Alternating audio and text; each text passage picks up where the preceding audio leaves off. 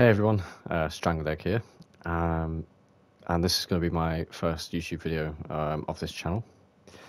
So yeah, let's just get straight into it. This is a video for console players, and yeah, basically having a control scheme that can suit everything, from rank 1 to rank 8. I mean, again, should do for sure, and we'll see you through maybe your whole War Thunder life, I guess. Even though these controls are going to change, that is inevitable as the game is changing so rapidly, with radars getting more advanced and yeah, more features being added like jettisoning your weapons and then dropping bombs. But luckily, the way I have set these controls up, it is to, well, kind of allow that change. You know, I have a thing called gateway keys, where it's a singular key that does nothing on its own, but then combined with another key, um, it'll do other stuff. Which, well, again, that's not a new thing. I mean, keyboard players have been doing it with all sorts, like DTS and even this game, for example. But it's not really expanded upon in console, and fortunately, because of that, not many players get to see later tiers where stuff is more advanced, and they will quit the game. But luckily, hopefully, well, sorry, hopefully with this video, you can take full advantage of everything the game gives you. And yeah, apart from one thing that has actually been left out with Gaijin, it might be a bug, but again, it might not, because maybe they didn't feel like the need to implement it was that dire because of how few console players there are that get to this high tier. But yeah, without further ado, I'm going to go into the controls. I'm going to show you everything. And now, through this, you're going to do a bit of pausing.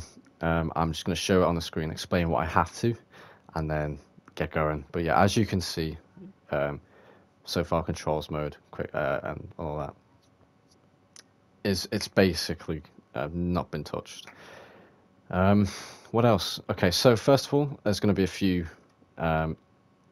times where you're going to be asked to override or add, and because we'll be going through everything, well, not everything, only in this top left corner, aircraft and common. But yeah, so in between aircraft and common, sorry, no, with aircraft and common, we will be going through everything anyways, so just add everything, because if there's something in the place of keybind, just press R3 on it, it will remove the binding, and then you can put in the new keybind, and it should be not a problem.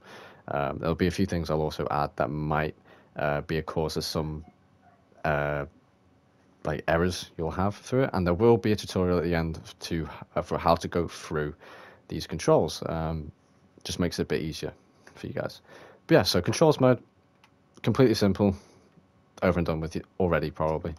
Now with movement, it's a bit more difficult, and also I forgot to mention these controls will be usable both with VTOL and wing sweep aircraft, and yeah, as you will be able to see. Yeah, so throttle axis, again, just do what you need to do. Pause the screen or whatever device you're watching it on, and try and copy it. Now, I'm just going to have to let you know this is that a main error in certain well, that causes certain mistakes is the choose joystick axis and then the decrease and increase value. Now, the increase and decrease value is only there for keybinds you want to put in that aren't actually really on the joystick axis options. And so if it is an option on the joystick axis, definitely put it on there, and it will be on there for this video, trust me. But just in case this a few of you guys try to decide to make your own better versions of my controls, and yeah, and that becomes an issue. So yeah, there you go. And there'll be a few things here that won't actually matter, but I decided not to get rid of just in case they cause any issues. And so if there is stuff there, don't worry about deleting it, just keep it as it is. It's not interfered with my gameplay, so if I've been making these controls for 2 years, constantly adapting them, yeah, totally fine. But yeah, okay, so enough of that being said, it's just going to be me clicking and yeah, explaining one or two things. Roll axis, here we go. Yeah, nothing nothing really been touched there too much. Same with pitch axis. I'll also explain to you some of these things and later on in the video, like why we have a pitch axis set button when we're on mouse aim. But trust me, it will definitely benefit you, so try keeping it on there. Pay attention to the wing sweep and the VTOL mode. Oh, okay, cool. Don't know why I'm pressing on these actually. Excuse me, sorry, I had to burp. Mechanization, again, super simple. Weaponry, same thing. Well, sorry, no, not as simple, but again, yeah, so this is the top of it. I will keep it here, and I'm just going to start off from the top, air to air, weapon lock air to air, if I can just keep track of that. Oh, where's it gone? Can I not? Okay, I can't, but yeah, weapon lock air to air. Now, continue going through. I'll tell you everything you need to do. Also, square button and right button. This will be something you'll see commonly. Just make sure to add it. Don't override it because there's a lot of things here. It's, I mean, it's just square button, left button. It's just for all those extra key binds that won't interfere with each other because you have a weapon selection thing. So you just have to select that weapon, and then square button and left button won't affect anything else apart from the weapon you selected. And yeah, again, should be all good from there on out. Yeah, we'll be going down to radar again. It looks complicated, but I'll go through everything for you. This will definitely change your life. They are complex controls, but they do feel quite nice once you've got the hang of them. I'm assuming you'll be on, if you're coming very new to the game, you'll be on simplified controls. And if not, if you've actually tried to tamper with your own, again, I mean, maybe they might be deviated a little bit, but still probably quite different. But yeah, okay. Should be everything. If you've copied all that down, pause the video. Brilliant. Gunners, here we go. So, should have to, there you go, yeah. Don't think much has been changed, apart from maybe dead zone. But yeah, pay attention to the top right corner with some of these if you don't see anything here. Yeah, and now this was a main issue for me when I first joined and started playing War Thunder, is that, you know, there's not many tutorials out there, and a lot of tutorials, they will come at you with, oh, like, well, halfway through the video, add a keyboard or add a joystick to it. Again, it's great if you have it, do it by all means, but if you're just with one controller like I am, then yeah, I mean, it's not really an option. So this allows you to just do whatever, and it's a lot more simple than yeah, just adding a keyboard like you have one. If you do, then there you go. Yeah, add. Be sure to add everything, by the way. This shouldn't be any different from the other one. So again, these settings will be similar. Actually, I say that just in case. I'll show you them anyways. Yeah, there you go.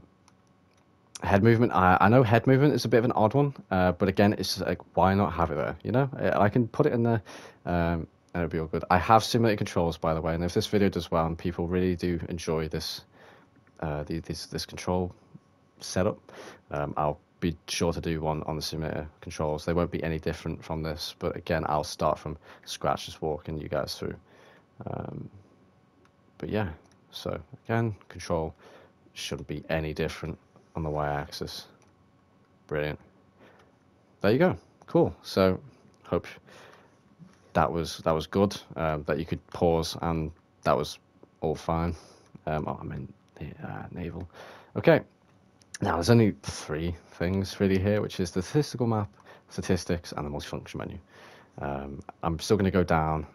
Just I keep that, because in case, you know, I ever transition to keyboard, you know. But yeah, okay, so again, a lot of this stuff will not have been altered apart from zoom camera being L2. But yeah, everything else should be fine.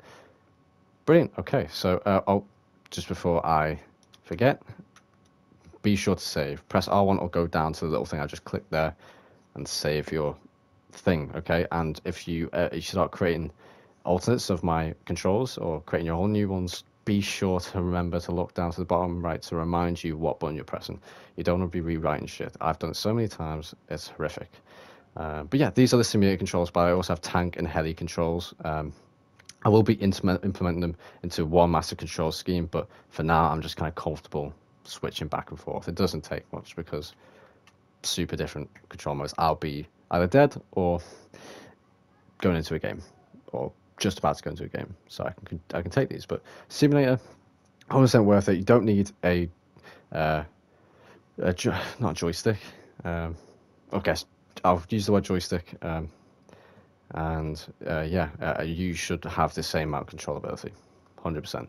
So be sure if you do like these settings, then yeah, just I will make another video on the simulator. Should be super simple. But yes, okay, so I'll take you in and I'll show you everything you need to know, and then also the VTOL controls and the wingsuit controls, because they are slightly different. One needing to be enabled, the other just different idea, really. Oh, excuse me, I had to burp again. So now we're taking off, right? I'm just gonna go through everything, or at least try and hit every mark. If you don't know what a certain thing is, then just go back to the settings, dude. Take a look for yourself. You should find it, no problem, as long as you followed it correctly.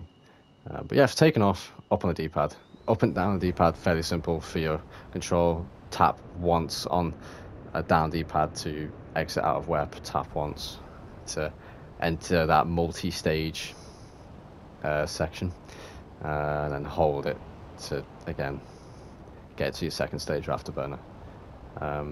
I should have shown you throttle axis. I'm just in case, because I think I might have forgotten. I don't know. There it is, just for this end. Yeah. Okay, so on taking off, you want. Oh no. Well, as I was gonna say, right on the D-pad is your flaps. You're cycling through, and yeah. I shouldn't have taken off so quickly, though. I forget the actual acceleration of this aircraft. Okay, so bear with me. But to take your gear, well, bring your gears up is square and L1. Now, the gateway keys where you're going to be using, or at least I will use, is the L3 and the square. And the beauty about that is that any key can be a gateway key added into the future. That will bring you like 7 more inputs. So again, these could always change. But yeah, so right on the D-pad to raise the gear, square and not L1, sorry, up on the D-pad, square and up on the D-pad at the same time. Now, I wouldn't press them both at the exact same time. I would say hold. They didn't go up. I'd say hold square and then press up on the D-pad. It's the same with L3. Hold L3 and then press the button you want to press instead of pressing them both at the same time. It just stops mistakes from happening, basically. If you get that into your process, then yeah, you'll be brilliant. Okay, so now for dogfighting purposes, I'll take you through this now. So you have your triangle and X that control your pitch, basically. And the reason for that is when you use your mouse aim, if you look all the way over here, you will not be given the max performance of your aircraft. However, if you press X, it automatically brings you the max performance of your aircraft. Similar as how, if you bring your cursor closer to your aircraft, you'll get more pull than if you bring it further away. This also adds an alternate way of controlling your aircraft. Instead of looking and then using the mouse aim, you can use triangle, L1 and R1, and then you use the cursor as your looker. Oh, sorry, not your looker, your camera control. Again, this is something that you can really play with, but I don't like to, because R3 is actually what we use for flares. Again, because it's combined with the look around button, it gives you that easy use. You see a missile, just press on that button. Your thumb doesn't need to travel anywhere. So it's great. Now, for weapon control, okay? What we have here is we're going to select our weapons, which is square and then left on the D-pad. Nope, that's eject. Regular left on the D-pad. If you press left on the D-pad, it'll cycle you through, and as you just saw, square and left on the D-pad will jettison the currently selected weapon. It's the same for bombs, same for everything. And again, I won't be showing you through the anti-air-to-ground ordnance. You can look through them yourselves and get a feel for them yourself. Again, it's not a massive thing. Now for your radar, however, now this is where things, again, kind of, you just have to get used to it. But swiping up on the D-pad brings you to ACM PD. Swiping up again, head mount display. And now unfortunately head mount display is one of the things that you can't access as a controller player because it will not follow your look around, your view and battle controls. I don't know if it's a bug, but it's definitely not been fixed because of how few controller players there are, especially in these higher tiers and especially with the newest aircraft. Works same with R6DMs where, like, you know, just sorry, that was a bit too much, but yeah, won't work. However, it does follow the cursor, so again there's a little bit of use there, but we don't really get the full potential of it, which is unfortunate. Either way, swipe up again on the D-pad and then you're back to normal. Now to control the range, if you see at the top right of your radar, you want to swipe right, and swiping right will again just switch out that range, you know. And to couple it with that, L3 and square is what switches your modes. And yeah, so you can go to search PD head-on at 100 kilometers, and that will give you probably the max range you have, especially when starting a new match. You should be able to pick people 50 kilometers away, 49. I wouldn't launch those ranges, but I mean, again, it's entirely up to you. I wouldn't recommend it though, for sure. I would not recommend it. But yeah, okay, so we'll just go to regular search PD again. To toggle IRSC, swiping down. Again, L3 and square will change the mode. And also swiping up, you'll be in infrared ACM. Yeah, so that's cool. And head mount display infrared as well. You can also swipe down while you're in these modes just to change them. And yeah, so I'm gonna go with head mount display PD. Is that guy a bit too far? Where's the other guy? He's to my left. There he is. Okay. Now I don't know if this guy is in lock. There he is. Now to lock onto target, L1 and R1. And I know individually these will give you, these will make you bank, but together won't affect your aircraft. And there you go. You got a radar lock. Brilliant. Now for missiles. So for radar missiles, you press L1 and X to spool it up, and then L1 and R2 to fire. You just want to press them quickly though, because unfortunately R2 is binded with your gun. So again, just one of those things, but you'll only use 1 or 2 bullets, and there you go. I said radar missiles, but this is true for R6DMs, any infrared missile or radar missile. It's L1 and X to spool up, and then L1 and R2 to fire. So yeah, that's basically it for your drop tanks. Square and down the D-pad should, well, yeah, perfectly just let that drop. What else? I feel like I'm missing something. Oh yeah, air brake, if I haven't mentioned, is circle. It's just for that ease of use when it comes to your thumb positioning of your triangle and X. Yeah. Covered flares and looking around, I think that's really handy. And yeah, just, again, try and use these controls in a test flight and get yourself used to them before you start going to real matches with them, because you do not want to mess up your landings or your takeoffs or anything really, to be honest, while you're playing. So again, that's I'm sure that's everything. Everything as for a fighter anyways. Again, just get yourself used to it, and it'll work well, even though it's complicated. But yeah, we'll go to the F-14 and I will just show you the wing sweep, and yeah, then the VTOL. Brilliant. Okay, so for wing sweep in any aircraft, MLD, or so any MiG-23 or F-14, you'll need to enable it, which is L3 and swipe right. And you'll bring your semi. And now to control the actual wings is L3 and triangle or X. You've got to hold them in order to kind of bring that percentage down or up that you see in the at the bottom of your screen. Now, oh, that's another thing. Swiping left gives you a multifunction menu. Anything that you don't have as a keybind, you can just access through here. And if you don't have as a keybind, they are not essential for you to be using during a fighting process, any engagement, sorry. So yeah, that should be totally fine. And I'll bring you now to the VTOL aircraft. VTOL aircraft are very easy because, again, there's no enable process. There's no enable key you need. It is just, yeah, just the, what do you call it? L3 and then triangle and X. But I just want to show you the process of doing it anyways. So again, hold L3 and then again use X or triangle to adjust the angle of your engines that you see to the side here. Again, if I do that, see them pivot, there you go. But yeah, 100% they are completely horizontal, and then you just use your regular thrust to bring yourself up.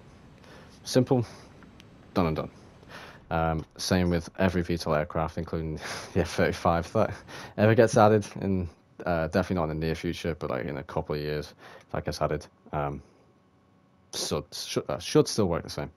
But yeah, no, I think that is it. Any problems you bump into, I'll be sure to try and, reply to your comments as quickly as possible if you comment the problem you're having. And again, I've had a lot of them, so I should have an answer. Again, should being the word you should focus on.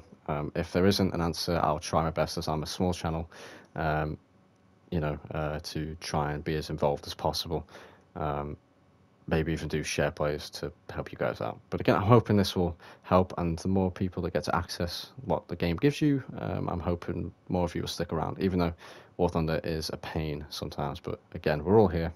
You're clicked on this video because you are into it or want to get into it. So at least hopefully this will allow you to take advantage of everything they give you, apart from the head mount display, unfortunately, if you are a strong dude and have gotten to Lake 29. Unfortunately, the head mount display just isn't here. I have put an issue report in, but just nothing yet. That was a few weeks ago. I don't know how the report issue process goes, but either way, it's there, and hopefully with more of you, this can get fixed or found out about and then corrected for us people who are now using 4th gen aircraft on console. So yeah, anyway, I don't really have an outro, so I will just say see you later. Hope you enjoyed the video, and I hope to see you guys out there. Anyway, peace.